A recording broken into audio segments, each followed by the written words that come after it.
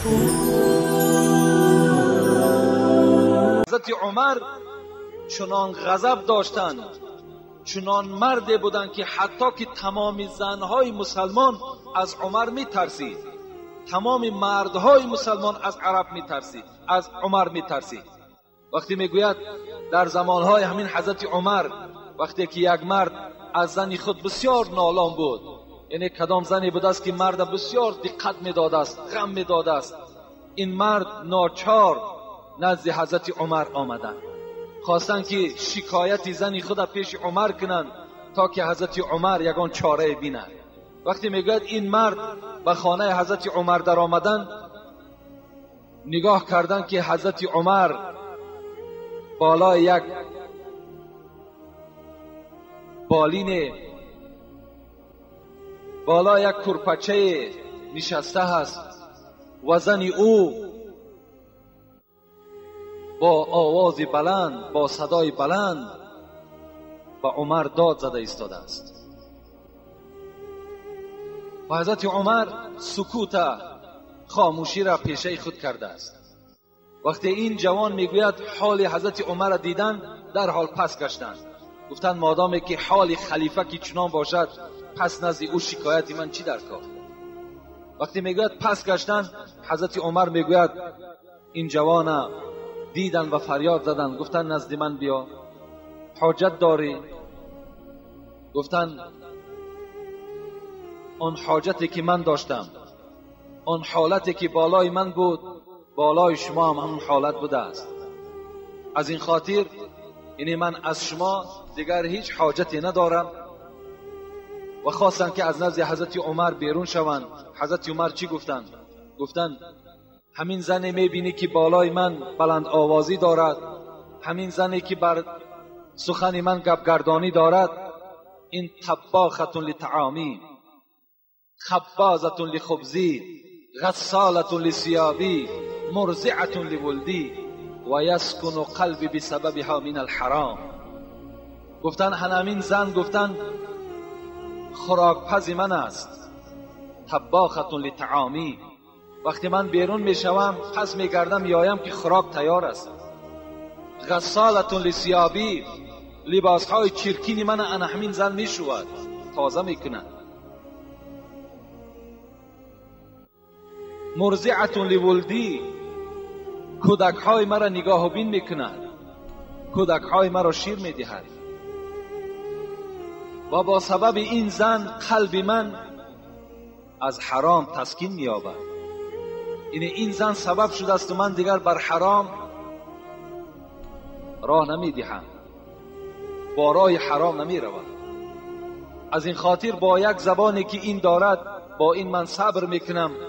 خدا گفته است ان الله مع صابرین، من همراه صبر کننده ها هستم، انشاءالله من بالای این زن غالب می آیم.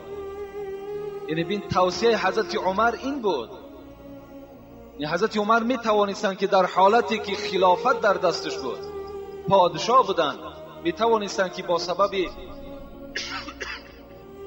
گپگردانی این زن در حال زن طلاق دهند، لیکن طلاق ندادند، صبر کردند. قصه ای را برای شما چند جمعه پیش خبر داده بودم، یعنی مادامی باز موردش آمد تکرارش با ثواب است. گفته بودیم که یک مرد یک زنی خیلی بدی داشت. من این حکایه ها را برای آن میارم که برادرای عزیز در هر یک عادی ترین کارها شما به طلاق راه ندهید. یعنی در حال با راه طلاق از زنها جدا نشویم، زیرا باز فردا شما پشیمان میشوید. یا فردا شما مثل این ممکن که اگر زنی خوبم که دریاب کنید، گفتی خداوند در قرآن چی میگوید؟ و عاشرهن بالمعروف فإن كرهتموهن فعسى ان تكرهوا شيئا و یجعل الله فیه خیرا کثیرا. خدا میگوید شاید همین زنهایی که درشت زبان هستند، بد اخلاق هستند، شاید اینها برای شما فرزندهای خوب دهند، شاید از اینها شما فرزندهای سالم و صالح گیرید. و شاید اگر شما زنهای صاحب جمال بیارید، ممکن که مثل این میگد فرزندهای خوب برای شما ندهد. مردی بود میگوید یک زنی خیلی بدکردار داشت و بسیار عذاب میکشید. رفیقای او از حالت این رفیقشان درکدار شدند و یک جای مصلحت کردند که بر او مصلحت میدهیم تا که این زن را طلاق دهد، زیرا حالش خیلی خراب شده است، چهرهش زرد شده است. نزد این رفیقشان آمدند و گفتند، این رفیق گفتند ما درکدار شدیم که تو زنی ناخوب داشتی، ناخوب داری و تو را پیوسته دقت میدهد، عذاب میدهد. چی خوب میشود که از این عذاب با راه طلاق از او خلاص شوی. این مرد چی گفت؟ این مرد مادامی که ایمان کامل داشت و مسلمان بود، گفت این فکر شما هم در خیال من بود، لیکن مرا دو کار نگذاشت که این زن را من طلاق دهم. اول حدیث پیغمبر خدا را خواند، کدام مردی که پیغمبر خدا گفتند صبر علی سوء خلق زوجته اعطاه الله من الاجر مثل ما اعطی ایوب علی بلائه. پیغمبر خدا گفتند کدام مردی که اگر بر آزار زنش صبر کننده است، خداوند بر او اجر حضرت ایوب را چگونه که در بیماری کشیده بود، در بلا کشیده بود، خداوند بر این مرد نصیب می‌گرداند. حضرت ایوب 8 سال، با بعض روایت 18 سال با پشت در بالای ریگ خواب کردند، بیماری کشیدند. انا همون اجر را پیغمبر خدا گفت بر مرد خدا نصیب میکند که بر فعل بدی زنش صبر کننده است. این مرد گفت من این حدیث پیغمبر خدا را وقتی که خواندم نخواستم که این زن را طلاق دهم، خواستم که با سبب صبری که من دارم خداوند اون اجر حضرت ایوب را در نامه اعمال من کتابت کند. و دوم سببی که مرا نگذاشت که این زن را طلاق دهم، اگر چی زنی بدفعل است، اگر چی زنی بد اخلاق است، بد گفتار است، این است که وقتی این را من طلاق دهم فردا یک مسلمان دیگر این را در نکاح درآورد و وی مسلمان هم در عذاب گرفتار شود. یعنی اینم یک غمخواری یک برادر مسلمان را نشان میدهد. یعنی وقتی که ما و شما همون زن طلاق میدهیم باید که در خیال خود گذرانیم که این به خانه پدر می رود، به خانه مادر می رود، این در نزد برادر و مادر و پدر دیگر قدر ندارد.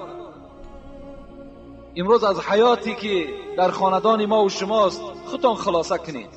وقتی که با 3 فرزند و 4 فرزند و یا شوهر وقتی طلاق می دهد وای در کجا دیگر سرپناه می یابد؟ در کجا وای قدر قیمت می یابد؟ فرزندهای او همه بی تربیه می شوند.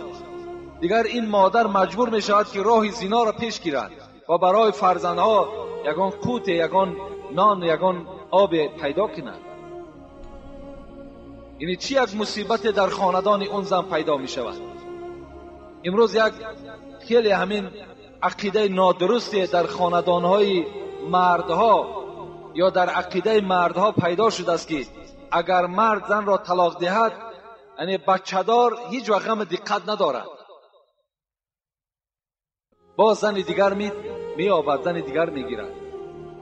لیکن این بسیار عقیده غلط است. چگونه که همان زن در خانه خود بی قدر است یا چی قدر رنج عذاب میکشد، این مرد تصور کند که در هر یک رنج عذاب اون زن این مرد گناهکار است و در نزد خدا عاصی است. باید که هیچگاه شما با طلاق خود را از زنهای خود جدا نگردانید. یعنی وقتی که در خاندان شما اگر جنگ می شود، جنجال می شود، می توانید که شما یعنی با یک آدمهای خیرتمند و آدمهای با عقل مراجعت کنید تا که راههای خوبش را برای شما پیدا کنند تا که شما در نزد خداوند گناهکار نشوید. یعنی این است در باب حقوقهای زن بالای شوهرها. خدا خواسته باشد انشاءالله باز جمعه های آینده که سوالهای خیلی زیاد نزد ما هست جواب میگردانیم و بعدنش انشاءالله از حقوق شوهرها بالای زنها که یعنی شوهرها چی حقوق دارند باز به سمت شما میرسانیم. در اینجا یک چند سوال های هست تا که اونها را جواب میگردانیم، انشاءالله بعداً دعا میکنیم.